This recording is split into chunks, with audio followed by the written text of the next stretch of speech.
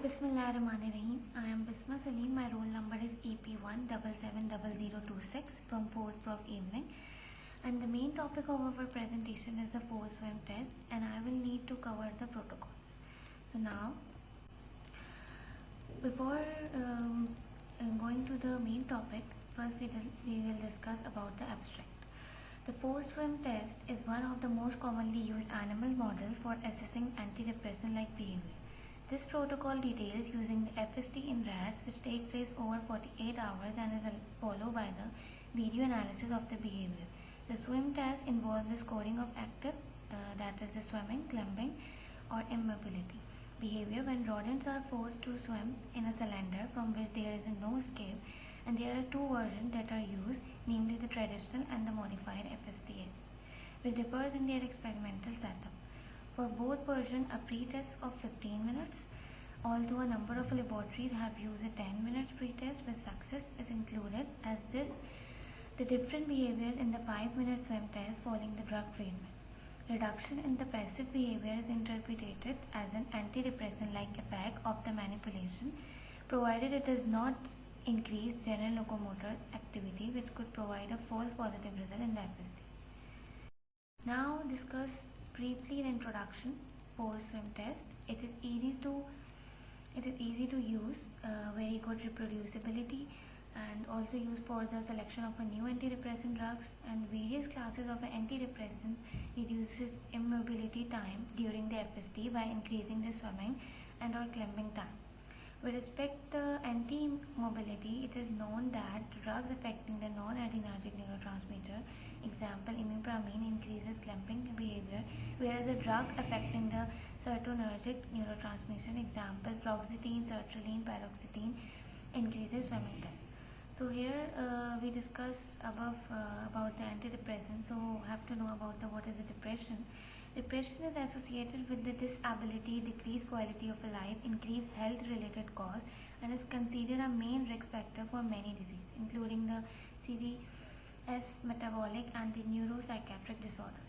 So the current pharmacotherapeutic treatment have a limited efficacy and a very with the many side effects. So have to understanding of the pathophysiology of disorder. These disorders alongside with the development of innovative and improved treatment remains crucial. Animal models are essential for advancing research in this field. Now discuss about the protocols. In the protocols we are going to understand the behavior protocols with respect to the international standards. So let's start with the preparation for the force swim test. Now, use two adjacent rooms. Use one room as a waiting room, another for holding the animal prior to the behavioral testing, and another for carrying out the procedures. Then prepare transparent cylindrical glass containers. The only restriction for the number of containers is the space available, measuring 50 cm in height and a diameter of 20 cm. Have to remember, it is possible to run several animals simultaneously in the same room. If so, separate the container from one another using a dark screen so that the animal will not see each other during the procedure. Then prepare the video in front of the container so that every camera receives one or more container in a way that will allow the clear observation of the animal's behavior later on while viewing the footage. Then prepare clean drying cages, heat lamps and heat pads for the animal that have finished the procedure to avoid hypothermia. Make sure the bottom of the cage has blotting paper and change it when it gets wet. Do not place the cage in the testing room. Have to remember, make sure not to mix an animal from different home cages while they are staying in the transient drying cages.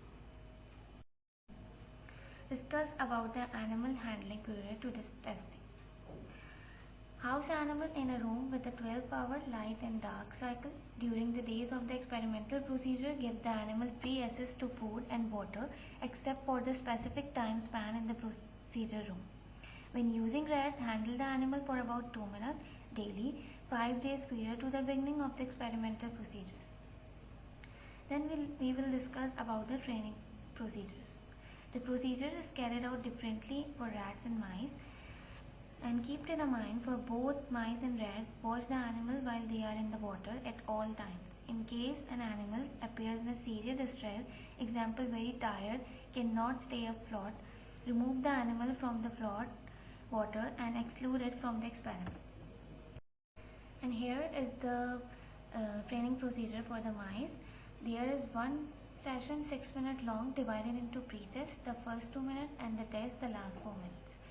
In order for the mice to get acclimated to the testing environment, transport the animals in their home cages at least 30 minutes prior to the behavioral testing to the waiting room.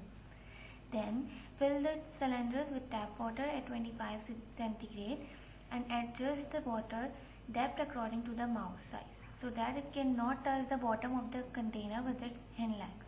Mark the cylinder with the animal number for the purpose of the identification of the animal later on while viewing the footage. Then turn on the video camera and then place each mouse in the water-filled cylinder container for 6 minutes. After that, 6 minutes have elapsed, turn the camera, remove off the mouse from the container and place it in the transient drying cage with the heat lamp above it and the heat pad under it. The mice should be closely and continuously monitored while recovering in this cage.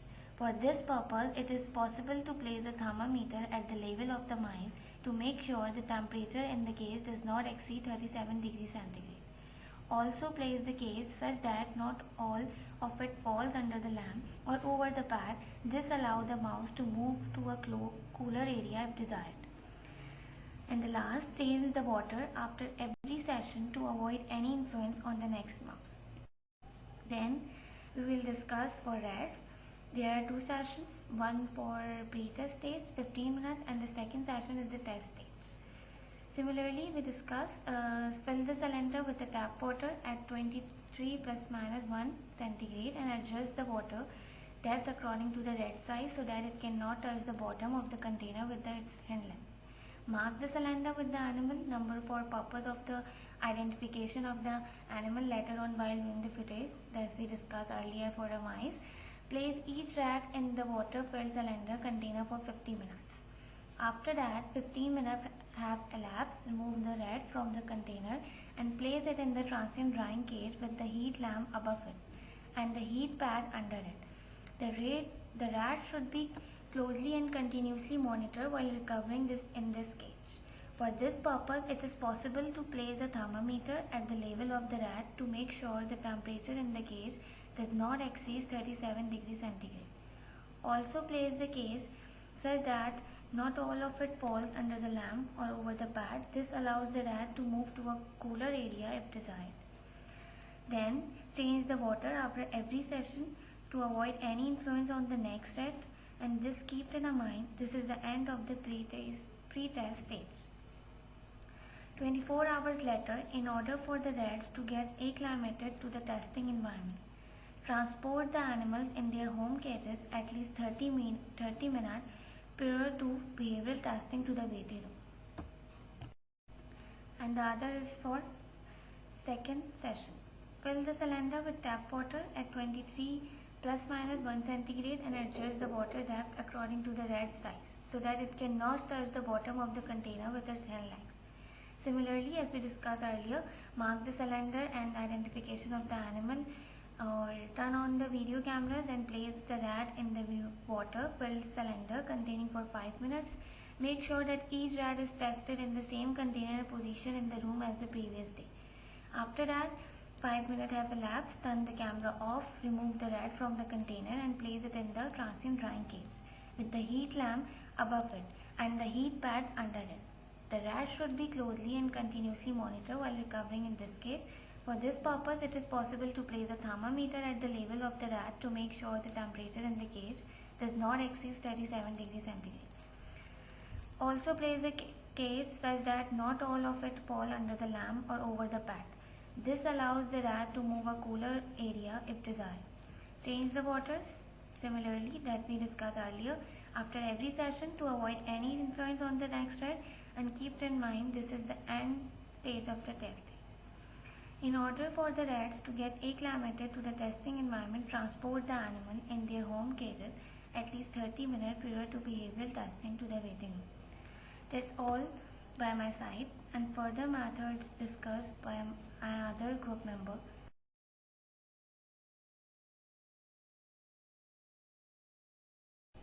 Jazakallah.